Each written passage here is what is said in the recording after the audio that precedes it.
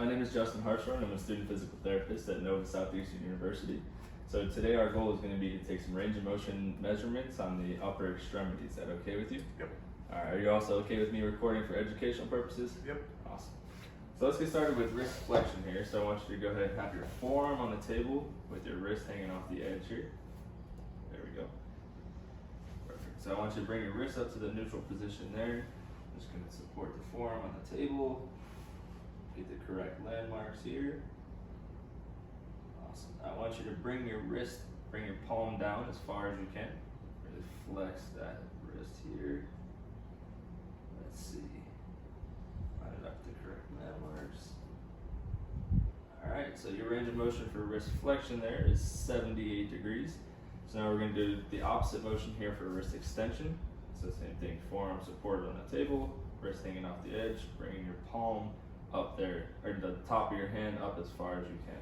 Trying to relax your fingers throughout this motion here as well. So we got the correct landmarks. Bring your hand up underneath a little bit more there. Awesome.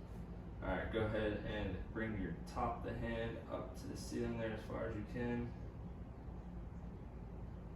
Let's see. Your range of motion for wrist extension there is going to measure at 60 degrees for wrist extension. So now we're going to go ahead and move to wrist radial deviation and ulnar deviation. So forearm flat, hand flat on the table as well. So fingers together, I want you to bring your hand towards your thumb side of the body there. Let me go ahead and get this landmarks all set here.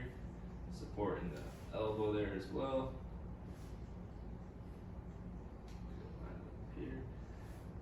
Perfect. Now go ahead and bring towards your thumb side, your hand as far as you can. Okay, so radial deviation there is going to measure at 21 degrees. And now we're going to go ahead and do your ulnar deviation, so now we're going towards the pinky side here. Alright, so again, forearm supported, hand and wrist flat on the table, correct landmarks here. Now go ahead and bring your hand towards the pinky side. There we go. So your ulnar deviation range of motion there is measuring at 24 degrees. All right, now we're going to go ahead and move to your thumb flexion, extension, abduction. So palm facing up there, hands together, so thumb together there as well. So for thumb flexion here, you're going to be bringing your thumb all the way across towards your pinky there as far as you can. That's going to be the motion here for this one. Let me find the correct landmarks. We're starting here about 20 degrees. Alright, go ahead and bring that thumb all the way across there as far as you can. Bring about 2, 5. So it looks like your thumb flexion is going to measure at 15 degrees. Now we're going to do thumb extension, so same position. You bring your thumb as far away from your hand there as possible there. Alright, so palm facing up, full supination. Get the correct measurements. So starting here at about 30 degrees this time. Alright, go ahead and bring that thumb as far as you can. About 45. So your thumb extension here is going to measure there at about 15 degrees on that side as well. So now we're going to move to thumb abduction. So palm up there, like the handshake position. You're going to bring your thumb towards your body, so almost like you're trying to make that L shape here with your thumb. Find these correct landmarks. See there. Perfect. Alright, go ahead and bring that thumb towards your body there as far as you can. Hold it there. Alright, so thumb abduction is measuring there at about 35 degrees for thumb abduction. Now we're going to move to the sitting position here to measure your flexion and extension first. So I want you to go ahead and have a seat at the edge of the table facing that wall there for me. Move these things up. Starting with wrist flexion here. Perfect, sitting up nice and tall. Hand at your side, thumb facing up. I want you to bring that up towards the ceiling there as far as you can. That's the motion you're going to be performing here. You find the correct landmarks here. Good. Alright, thumb facing up. Go ahead and bring that arm up towards the ceiling there as far as you can. Alright, looks like you are at 178 there for shoulder flexion. Now we're gonna go ahead and do extension, so same thing, just the opposite direction, going back behind your body as far as you can. Find the correct landmarks. There we go. Alright, go ahead and bring your arm back behind your body as far as you can. Perfect. So it looks like for shoulder extension, measuring in at 44 degrees for the shoulder extension. So now if you can go ahead and turn this way here, face me.